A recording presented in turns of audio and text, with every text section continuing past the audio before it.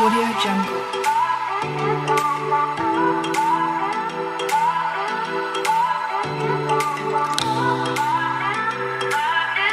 Audio Jungle. Good morning students. हम लोग tense पूरा पढ़ चुके हैं और आज हम इस वीडियो में टेंस रिवीजन बारे में कुछ बताएंगे। जैसे आपके सामने कुछ एग्जाम्पल लिखे हुए हैं। जैसे है राम एक किताब पढ़ता है, आपको रिवाइज करना है। आपको सर्वप्रथम देखना है कि यह किस टेंस में है, means how to translate it, हम इसे कैसे ट्रांसलेट करेंगे।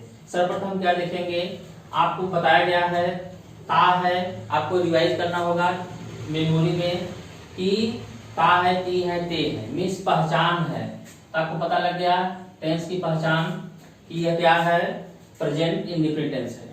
और उसके बाद आपको देखना है कि इसको हम किस स्ट्रक्चर के अनुसार मीन्स हम ट्रांसलेट करेंगे। आपको बताया गया है कोई भी टेंस हो, सर्वप्रथम क्या लिखते हैं, subject, verb, object and complement. Means कोई भी सेंटेंस हो हम इसी के अनुसार जो है ट्रांसलेट करते हैं कि सर्वप्रथम हम जो हमारा जनरल फार्मूला है सब्जेक्ट है, उसके बाद हम वर्ब लिखते हैं, उसके बाद ऑब्जेक्ट या कॉम्प्लीमेंट। अब देखिए आपको ये ध्यान देना है कि सब्जेक्ट एक या एक से अधिक शब्दों का हो सकता है। जहां वर्ब की बात आए, आपको हमेशा आप देखे होंगे कि हेल्पिंग वर्ब पहले आता है, उसके बाद मेन वर्ब आता है। अगर नहीं है तो मेन वर्ब ही रहेगा, लेकिन हमेशा अगर सब्जेक्ट के बाद है, अगर हेल्पिंग वर्ब है उसके बाद मेन वर्ब रहेगा। और यही आपको ध्यान देना है कि वर्ब के जितने रूप हैं वह कैसे कैसे यूज होंगे। आपको पता होना चाहिए वर्ब के 5 रूप आपको बताया गया था। आपको यहाँ पर ध्यान देना है यही कि 5th रूप मीन्स कौन सा रूप लगेगा। जैसे मान लीजिए सी है, सा हो गया, सीन हो गया, 4th हो जाएगा सीइंग, आपको बताया गया था। उसके बाद जो है 5th सी। मीन्स इस तरह से आपको एक्सरसाइज करना है कि हम कैसे कौन सा रूप लगाएं, क्योंकि बिना रूप के फॉर्म ऑफ वर्ब के हम ट्रांसलेट नहीं कर पाएंगे। और उसके बाद हम देखेंगे कि सब्जेक्ट कौन सा है। जैसे इसमें फर्स्ट वाक्य है कि राम एक किताब पढ़ता है। अब ये क्या है, राम आप जानते हैं, इसे हम सब्जेक्ट कहते हैं, कर्ता। मीन्स वर्ब मीन्स क्रिया किसके द्वारा की जाती है उसी को हम कर्ता कहते हैं। अब उसके बाद देखिए हिंदी में क्या आया है, एक किताब। आप जानते हैं एक किताब क्या है, यहाँ पर ऑब्जेक्ट है। आप यहाँ पर देखेंगे इसमें ऑब्जेक्ट है, ऑब्जेक्ट आगे पढ़ेंगे, इसी में डायरेक्ट ऑब्जेक्ट और इनडायरेक्ट ऑब्जेक्ट दो होते हैं। इसी स्ट्रक्चर के अनुसार कॉम्प्लीमेंट भी है, लेकिन इसमें इस वाक्य में कॉम्प्लीमेंट नहीं, ध्यान देना है आपको। अब उसके बाद देखिए पढ़ता है, इसी में इंक्लूड है, ता में ए वर्ब है, क्रिया है। तो आपको देखना है कि सब्जेक्ट, ऑब्जेक्ट, वर्ब। लेकिन आपको जब इंग्लिश ट्रांसलेट करेंगे सर्वप्रथम क्या लिखेंगे, सब्जेक्ट, उसके बाद वर्ब, ऑब्जेक्ट लिखेंगे। जब कॉम्प्लीमेंट है तो कॉम्प्लीमेंट लिखेंगे, ठीक है। तो हम यहाँ पर क्या लिखे, तो हम यहाँ सर्वप्रथम हमको लिखेंगे, हम ट्रांसलेट करेंगे राम। अब उसके बाद देखिए पढ़ता है, आपको स्ट्रक्चर है, स्ट्रक्चर आपको याद होना चाहिए प्रेजेंट इंडेफिनिट टेंस का। तो उसमें हम आपको बताए थे सब्जेक्ट प्लस वर्ब का first form, 5th form plus object complement. ये हमेशा आपको याद होना चाहिए कि कैसे कैसे है। आप ऐसे लिख दिए, पढ़ना है तो रीड्स लिख दिए। यहाँ देखिए जैसे रीड है, आप यहाँ पर देख लीजिए, रीड फर्स्ट फॉर्म रीड है, दूसरा भी रेड है, लेकिन स्पेलिंग वही है, केवल पढ़ा जाता है रेड। थर्ड भी रेड है, 4th क्या है, रीडिंग है, 5th क्या होगा, रीड्स होगा। अब देखिए यही है राम रीड्स। अब उसके बाद देखिए क्या है ऑब्जेक्ट में, ए बुक, ए बुक। अब देखिए आपका ट्रांसलेट हो गया राम रीड्स ए बुक। जब हम सेंटेंस में कर्ता निकालेंगे तो हम वर्ब में क्या लगाएंगे, जैसे कौन एक किताब पढ़ता है, तो आपको आंसर मिलेगा राम एक किताब पढ़ता है। तो यहाँ पर इसमें कौन लगाएंगे, किसने लगाएंगे, वर्ब्स में, तो आपको सब्जेक्ट मिल जाएगा। और जब हम क्या लगाएंगे तो ऑब्जेक्ट निकलेगा। जैसे राम क्या पढ़ता है, मीन्स रीड में इस वर्ब में क्या लगाएंगे तो आपका आंसर निकलेगा एक किताब। आपको ये ध्यान देना है कि सब्जेक्ट और ऑब्जेक्ट क्या है, मीन्स यह वर्ब में ही क्या और कौन लगा करके निकलेगा। अब देखिए ये आपको ध्यान देना है। और दूसरा देखिए आपको बताया गया दूसरा वाक्य, जैसे राम एक किताब कब पढ़ता है। अब देखिए आपको बताया गया था इस प्रकार के वाक्य आए, ये क्या है, डबल इंट्रोगेटिव है, मीन्स राम एक किताब और समय प्रश्नसूचक शब्द भी दिया है इसमें।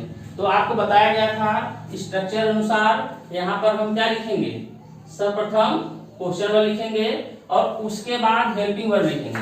अब आप यहाँ देख रहे हैं पढ़ता है मीन्स प्रेजेंट इंडेफिनिट टेंस का है, तो हम यहाँ पर क्या लिखेंगे, राम के अनुसार डैट, उसके बाद क्या है राम, उसके बाद रीड, फिर ऑब्जेक्ट क्या है ए बुक। देखिए ये आपका स्ट्रक्चर था, आप जानते हैं इसी के अनुसार आप स्ट्रक्चर बना सकते हैं अपने मन से कि यहाँ पर क्या है क्वेश्चन वर्ड प्लस क्या है, यहाँ पर डज है, आप कह सकते हैं हेल्पिंग वर्ब प्लस सब्जेक्ट है प्लस वर्ब है, फर्स्ट फॉर्म है प्लस ऑब्जेक्ट है। मीन्स स्ट्रक्चर वही सेम है, लेकिन जब प्रश्न में कौन आए तो हम उसको कैसे बनाएंगे। जैसे तीसरा में लिखा गया है कि कौन एक किताब पढ़ता है, एक किताब कौन पढ़ता है, तो हम इसको इस अनुसार नहीं बनाएंगे। सर्वप्रथम हम इसमें क्या ध्यान देंगे कि एक किताब कौन पढ़ता है, कौन खुद क्या है एक सब्जेक्ट की तरह काम करता है। जैसे यहाँ फर्स्ट एग्जांपल लिखा गया है कि राम एक किताब पढ़ता है, मीन्स यह कौन जो है एक सब्जेक्ट की तरह काम कर रहा है और यह इसके खुद सब्जेक्ट है, इसको हम इस तरह बनाएंगे हु।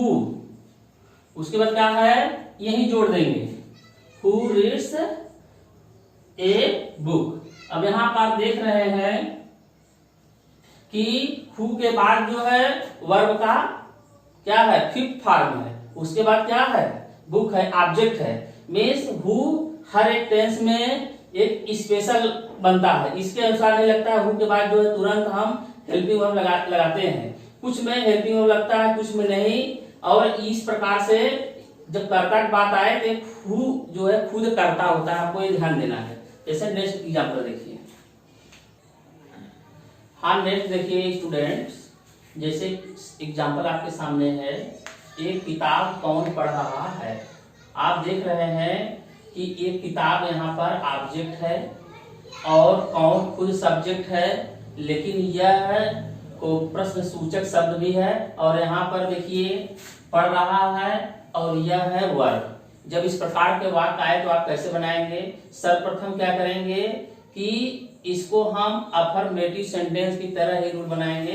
सब्जेक्ट के स्थान पर हम क्या लिखेंगे, इसकी इंग्लिश लिखेंगे, जैसे हु, उसके बाद हु इज, उसके बाद क्या लिखेंगे हु के बाद वर्ब इज लिखेंगे, उसके बाद क्या है पढ़ना है, रीड है। अब जानते हैं इज हेल्पिंग वर्ब है, रीड जो है मेन वर्ब है, फिर इसमें लगता है फोर्थ फॉर्म हो जाएगा रीडिंग। उसके बाद क्या है ऑब्जेक्ट, इसमें क्या है एक किताब है तो ए बुक लिख देंगे। अब देखिए इसका जो है यह क्वेश्चन मार्क लगा देंगे, इंट्रोगेटिव सेंटेंस है। अब इसमें आपको देखना है कि हु क्या है खुद इंट्रोगेटिव सब्जेक्ट है और यह क्या करता है सब्जेक्ट काम करता है। जैसे बताया गया एक किताब कौन पढ़ रहा है, उसका आंसर आप बता सकते हैं राम एक किताब पढ़ रहा है। मीन्स हु के स्थान पर आप कह सकते हैं राम सब्जेक्ट है, Ram is reading a book. हाँ नेक्स्ट देखिए, जैसे कि तुम्हें कौन पीट रहा है। यहाँ पर आप ध्यान से देखिए कि क्या है, आपको ऐसे लग रहा है जब इस प्रकार से वाक्य आता है तो आप लोग कंफ्यूज हो जाते हैं कि तुम्हें जो है सब्जेक्ट हो जाता है, लेकिन सब्जेक्ट क्या है, तुम्हें नहीं है। यहाँ पर क्या है, तुम्हें ऑब्जेक्ट है। आपको देखना है कौन ही सब्जेक्ट है, जो कि प्रश्नसूचक शब्द है। तो सर्वप्रथम इसी को लिखेंगे, क्या लिखेंगे, और उसके बाद हम हेल्पिंग वर्ब मेन वर्ब लिखेंगे।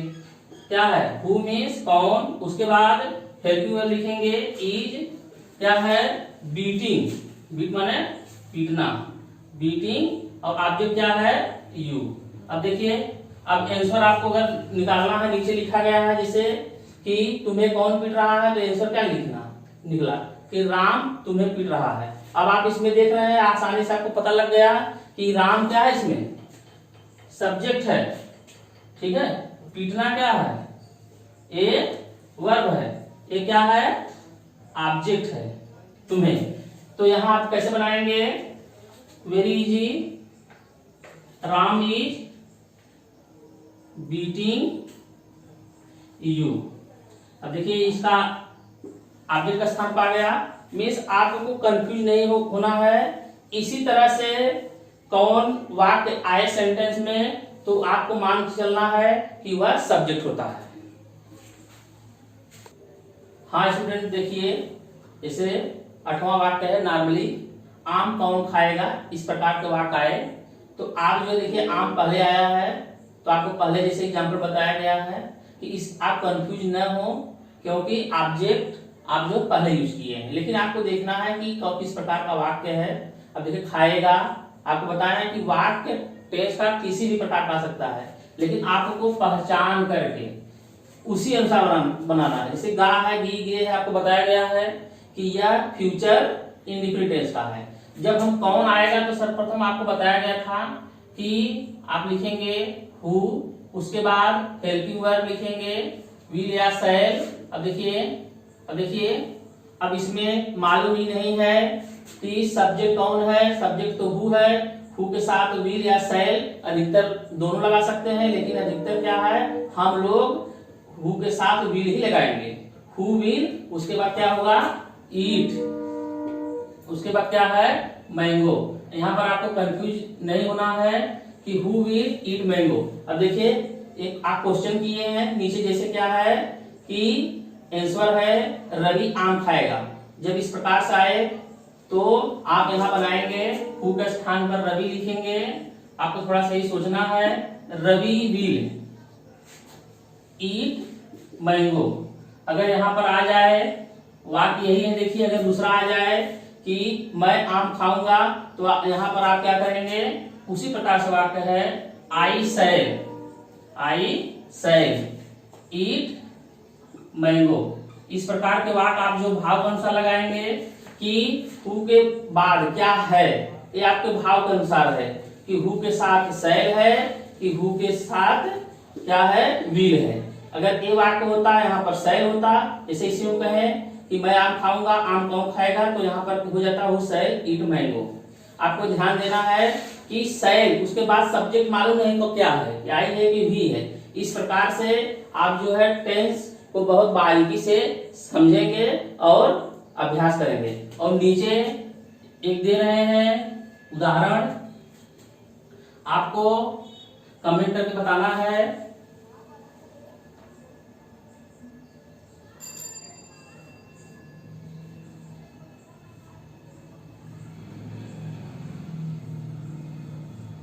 जैसे वाक्य एक है वह कब खाना खाएगा, और दूसरा है वह क्या खाएगा।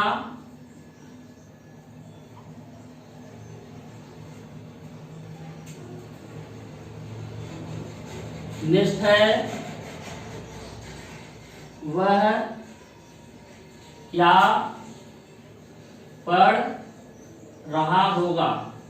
इस प्रकार के छोटे छोटे वाक्य आप जो है अपने मन से बनाएंगे और कमेंट करके बताएंगे।